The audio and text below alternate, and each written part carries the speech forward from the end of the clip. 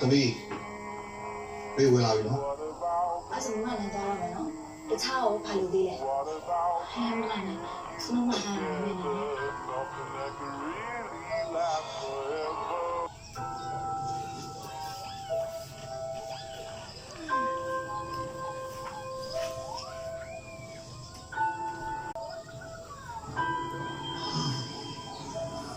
ကိုရောလုံးမကိုရောဒီလိုထိုင်လို့ကောင်းတယ်သမီး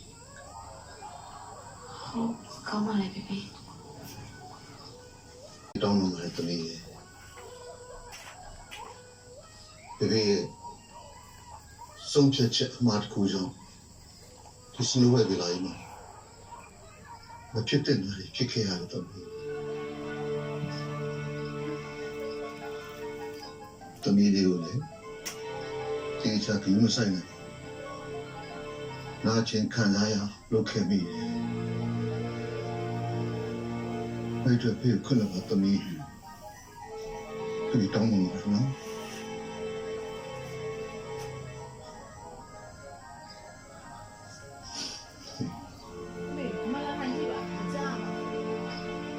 ဒီစိတ်နဲ့နေလို့ဘုံနေတာလားသမီး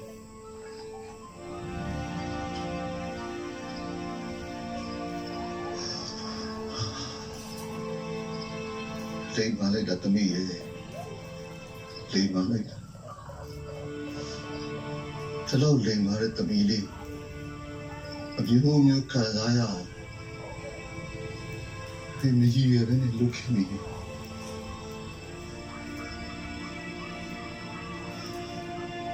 ဒီလိုတာပါနေတော့ကိုကိုရဲ့ညီမလေးငါကြည့်နေကြပြီနော်ဘာလို့ကိုကိုကိုရှာလဲပြောသေးညီမလေးဆက်စင်အလုပ်တွေလုပ်တာပြောရလေးကတော့မဲဟောတယ်ဟိုတနေ့ကိစ္စအရင်ရှက်ဖို့ကောင်းတာပဲကိုရဲ့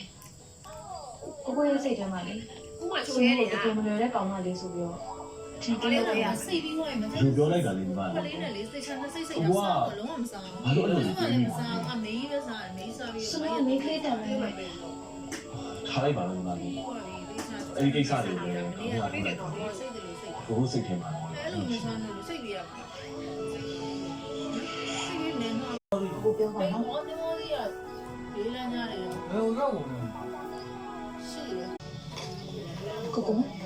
ကျက်ပြီးသူမီးစားကိုပြဲပြီးတော့တဲတာငါ